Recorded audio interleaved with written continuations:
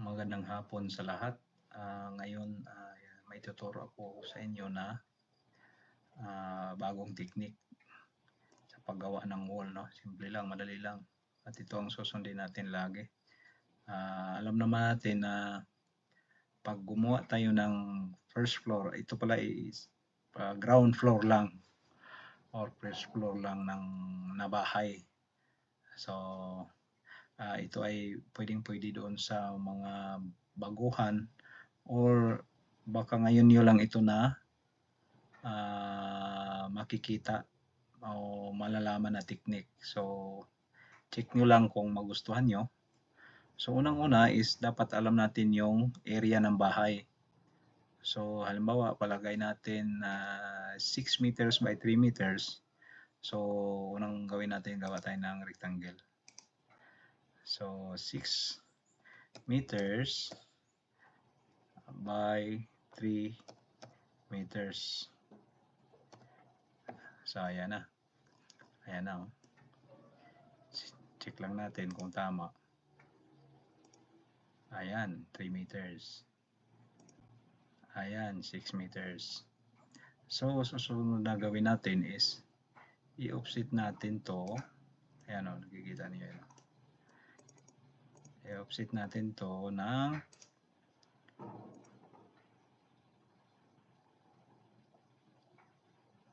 33, yung size ng natin, 2 to 5 size ng column. Ngayon naman, ito yung size ng column, 2 to 5. Ngayon, halimbawa yung CHB nyo, ginagamit nyo is 100. So, plus plaster both sides, magiging most likely 150 na yan.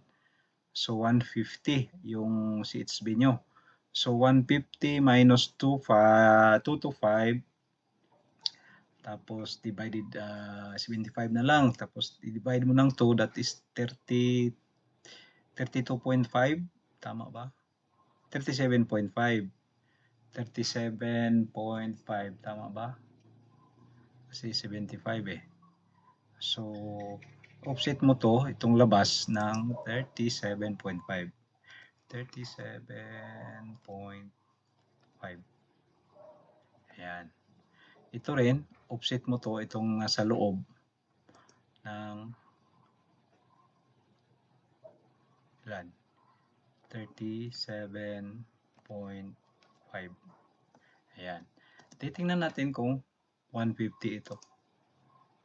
From that one to this one here. So, yan, no? Yan, 150. So, yan na yung pinaka CHB plus plaster. Ganito dapat lagi ang gawin natin. No? Ganito lagi. Simple lang. Dali lang yan. Memorize nyo rin yan. Yan. Tapos, gawa kayo ng line mula dito hanggang dyan. Mula dito hanggang dyan. Yan, no? Mula dito hanggang dyan. Mula dito hanggang dyan. Yan. Dito hanggang dyan. Dito. Yan. Line na yan. Dito hanggang dyan. Dito hanggang dyan. Yan. Yan yung pinaka-column mo. I-erase na lang natin yan mamaya. Bawa 3. May ano pa dito yan sigurado. Yung may column. So, gawin nyo lang. Click nyo lang itong tip measure para maganda. Click nyo yung dulo. Tapos hanapin mo yung pinaka-sentro. Midpoint. Yan, midpoint. Tapos, offset mo ng anong size ng ano natin. 2 to 5.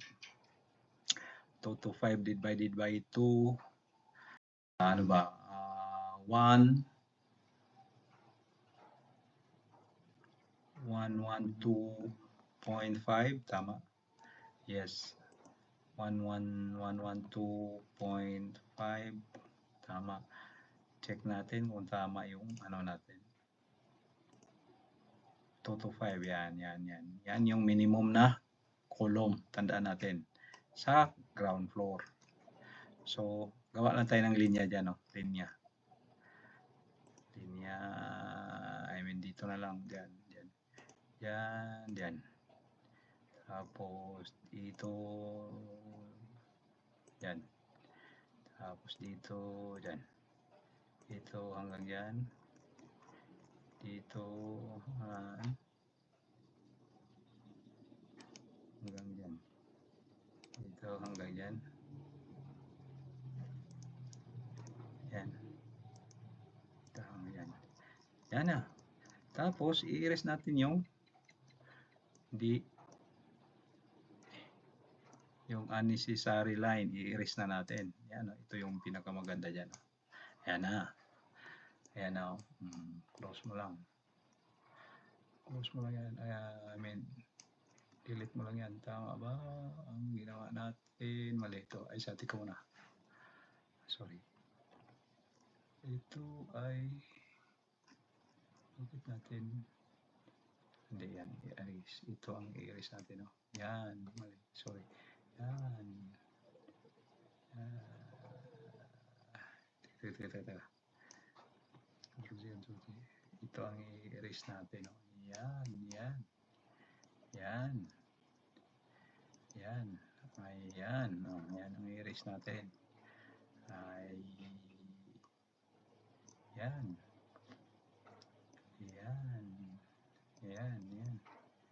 Yan ang i-erase natin. Yan.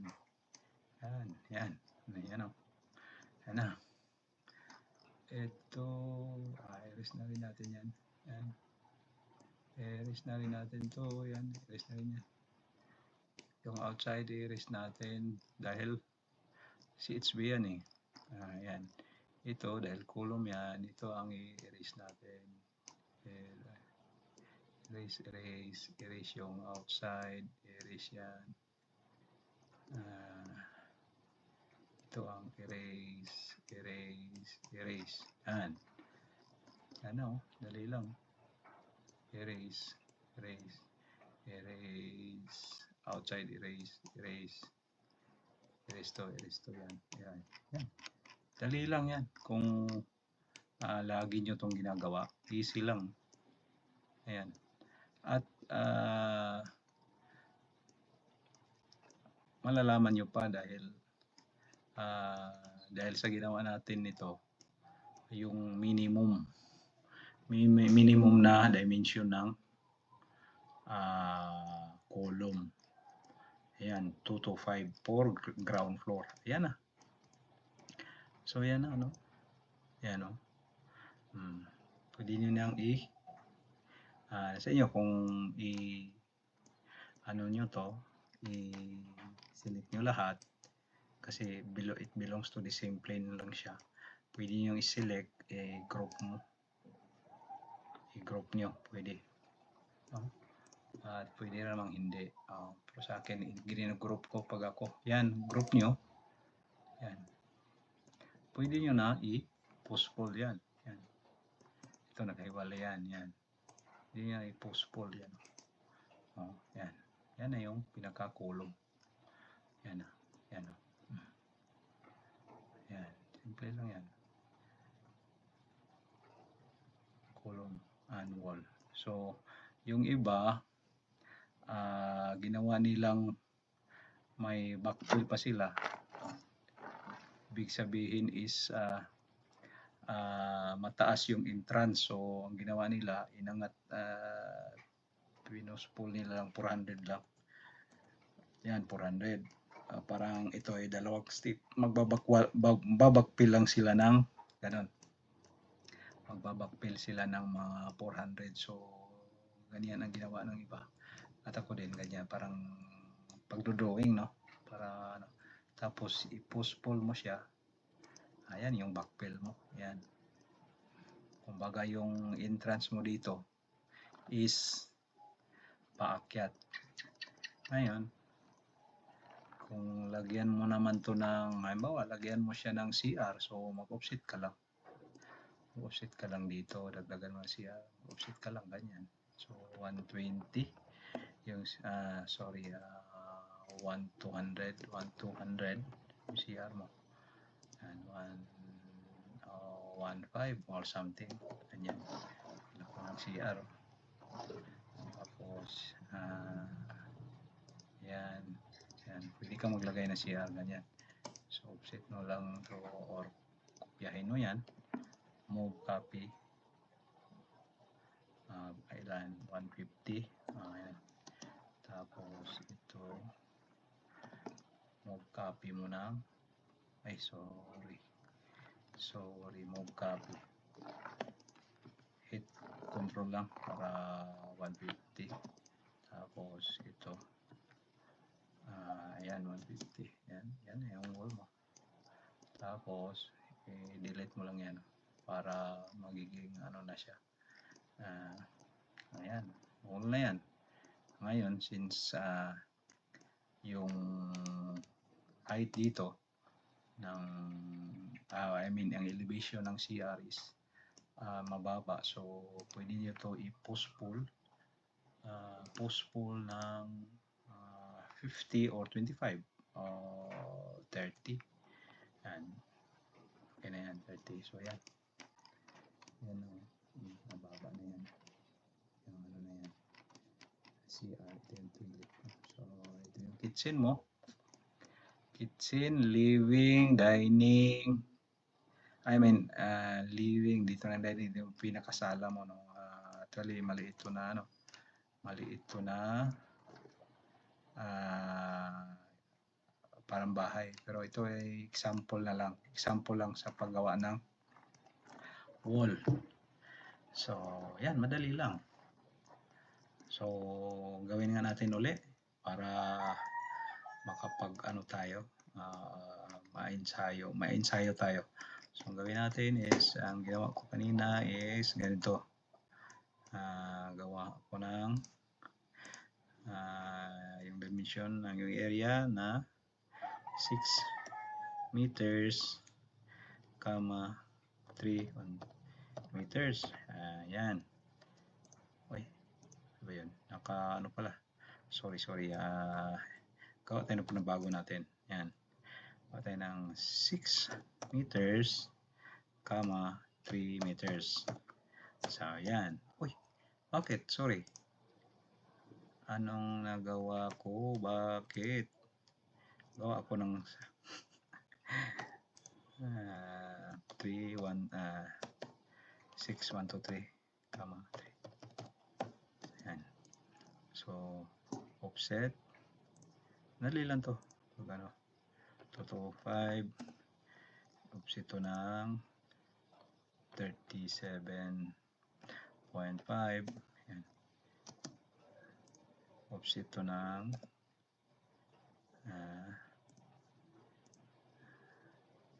37.5. Yan, tapos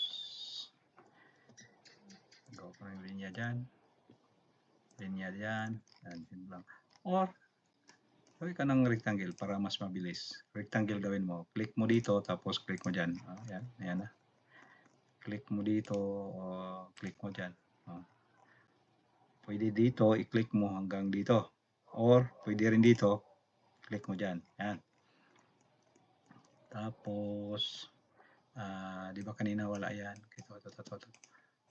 Wala yan kanina. So, since mayroon dito talaga, dito, di ba, mayroon ditong column. So, ang gawin nyo is ito, tape measure mo ng itong pinakadulo, tapos hanapin mo yung pinaka midpoint. Click mo lang. Yan, midpoint. At ito, i-insert ko na lang din to na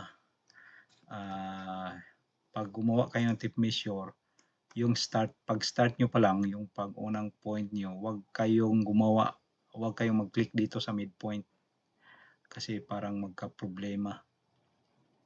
Not unless for the second point, but yung pinakaunang point mo is dito. Tingnan mo nga. Yan, parang minsan kasi nagkaka-problema dyan. Hindi naman pala. Okay. So, ang sa akin kasi dito ko ginagawa. Sa edge, hindi ako mag-midpoint. Saka lang ako mag-midpoint kung yung pangalawa na. Ayan.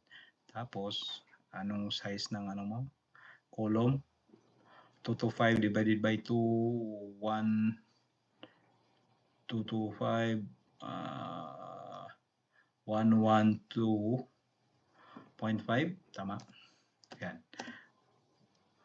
O, pwede, kung sigurado ka na, pwede mo rin itong kopyahin. Copy by move, hit control. Yan, tapos gawa ka ng linya. Linya dyan, ano mo na, diretso mo na para ano, delete mo lang mamaya. Yan, yan, yan, yan, yan. Mag-delete na tayo. Tapos delete mo na. Kahit i-delete mo na yan. Outside, iwan mo lang yung column mo. Yan, yan, yan. Outside, oh. Yan, yan. Yan, dito.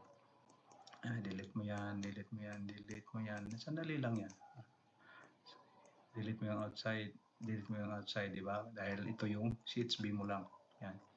Delete mo yung inside, inside, inside. Sorry, inside, yan, inside, outside. Sandali lang yan. Delete mo lang. Delete mo yan. Delete mo yan, delete mo yan, delete mo yan, delete mo yan. Yan. Para lang kayong naglalaro dyan. Delete mo yan, delete mo yan. Delete mo yan, delete mo yan, delete mo yan. Outside, delete mo. Tapos na. Hindi pa. Delete mo yan, delete mo yan, delete mo yan. Ayan. Ayan na. Ayan na. Tapos na. Tapos na yung ano mo. Tapos na. Ayan. Kanyan lang. Yan kasimple. Gawa ng wall. Pag alam mo yung dimension or area. Pag alam mo yung area. So dito ang ginawa natin is 6 meters. 6 meters. Tingnan natin. 6 meters. Ay, yan. 3 meters. Yan. Dulo-dulo.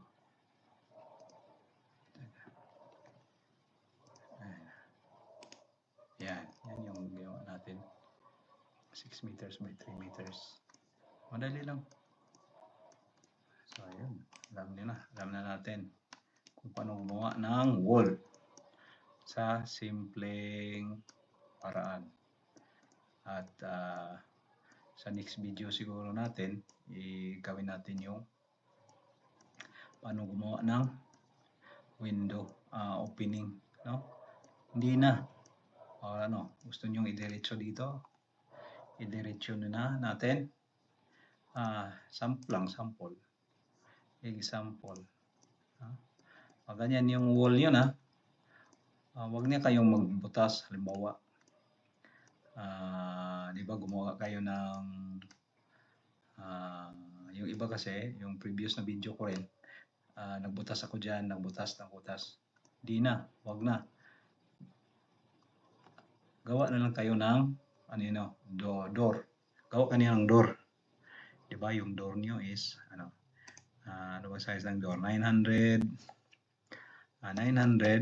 comma 50. Yes.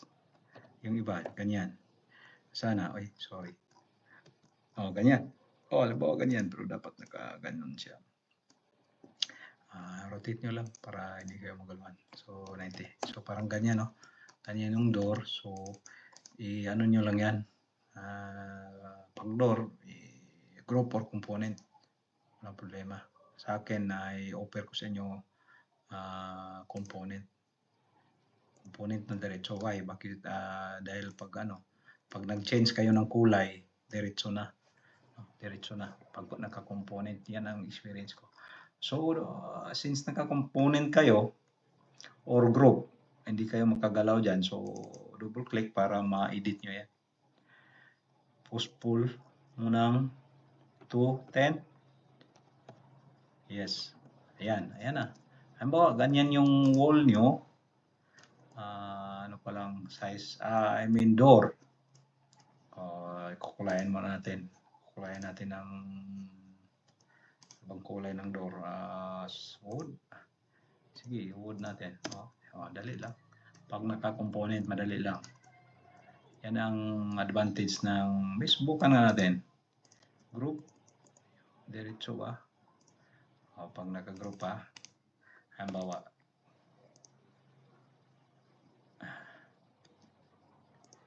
kung naka-group siya, kung madali lang ba ganyan, hindi yata eh. Pwede rin pala. Sorry. Okay.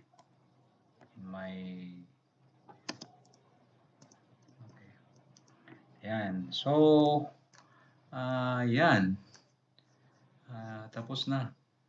Ang door mo, so tingnan natin 2 to 5. So, halimbawa, ito is taas to nasa 3 meters, halimbawa, ganyan. Ganyan lang. So, ito yung example lang. Ito example lang. So, di ba kanina, nag-ano tayo ng 400. So, depende sa inyo. Kung yung opening nyo is may hagdan or naka-elevate yung flooring nyo sa loob. So, ganyan lang. I-move mo lang to. Move mo dito. Yan o. Yan. Para ilabas mo muna.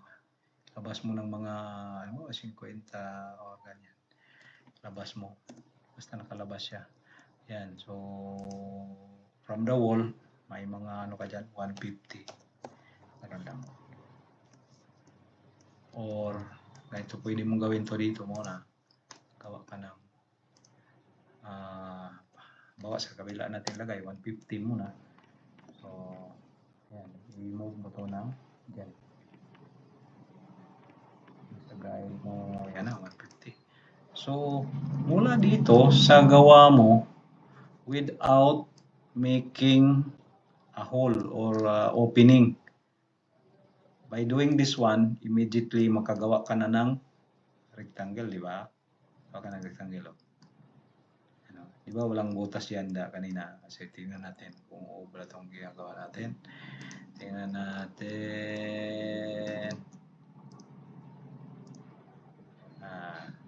Di ba andyan na yan, Tingnan natin, andun na,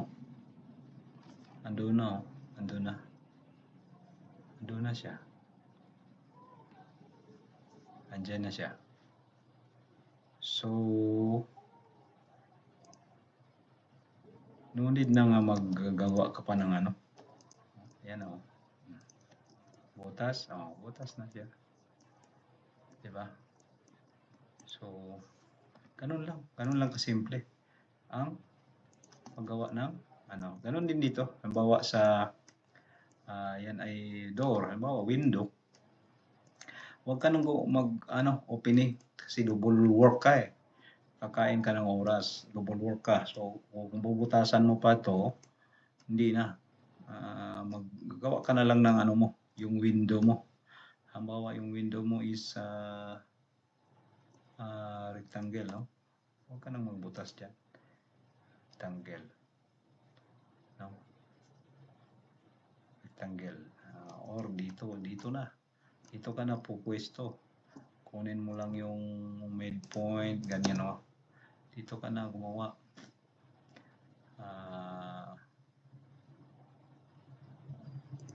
Yan. Ito ka gumawa ng 600. Diba? 600. Ayan. Dito ka na gumawa. 900. Ganyan. 1200. Ayan. So, ganyan na. Ganyan ka. Yung iba kasi, di ba naka-group. Diba, hindi natin nag-group kanina eh. So, i-group mo muna natin. So, yan dito ka na sa labas. Diba? May guide ka na dyan. So, gawa ka ng rectangle. May guide ka na. Pwede na itong gamitin na tawag yan window. Dito ka na mag-window. Ganyan. Yan ka ng window. Group mo na yan. 50. 50. Yan. Tapos, ang window mo, click mo lang 50. Yan. 50.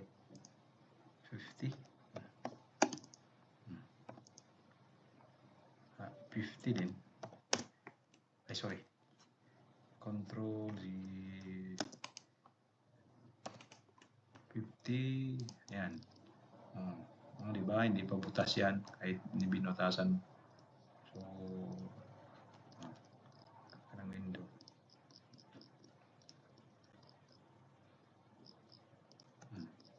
So, window yan.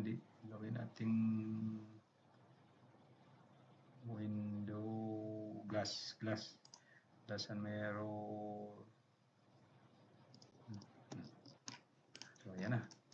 So, di pa butas yan di pa butas. So, pwede kang gumawa ng click mo lang, pasok ka. Pwede mong gawing reference. May reference pala. Sorry, yes.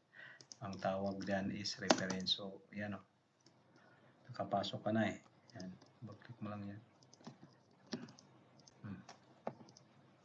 Butas yan Yan, butas yan. Butas.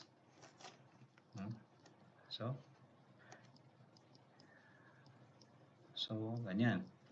So, kung may window ka na ginawa, mas maganda kasi, advice ko sa iba, gawa muna kayo ng mga window design. Makikita yan sa mga previous previous window, previous na video ko.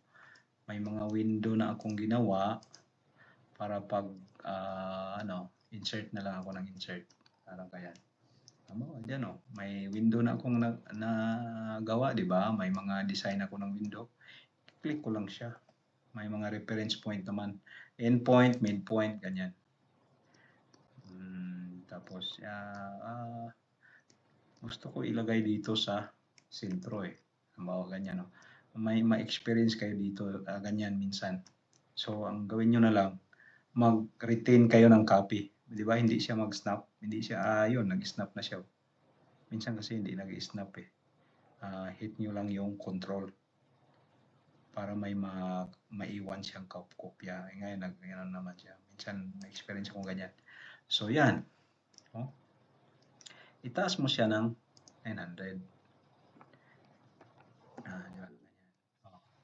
Itaas mo siya ng 900. So, yan na. Yan na yung magiging reference mo. Yan yung magiging reference mo. Yung na yan. Yan. So, pasok ka sa loob. Dapat yung surface nitong window mo is the same surface with this wall. So, yan. May reference ka na, di ba? Pasok ka sa wall. Gawa ka ng rectangle. Para magiging open. Mag-open na tayo. Ma-open na yan. I-push-pull mo to. Yan Yan dito. Yan open yan. Yan. Ayan. Ganyan lang kasimple. Ang paggawa ng wall. At window. Window diretso wala nang gagawa ka pa ng window opening, ang reference mo is ito ng door mo. So mas maganda, i-advise ko sa mga gumagawa ng mga bahay, gawa kayo ng design ng nyo, door, gawa kayo ng design, maraming design insert na lang kayo ng insert ganyan. Dahil magagamit mo na ito itong door as reference point. Okay, so sana may nakuha kayo sa video na to. Please share, like, and subscribe kung may nakikita kayong bago rito or makakatulong sa iba. So sana nagustuhan nyo. Hanggang sa susunod na video ko, sisikapin at pipilitin ko na ma-improve pa rin yung AutoCAD videos natin at mga tutorial. So hanggang sa muli, maraming salamat.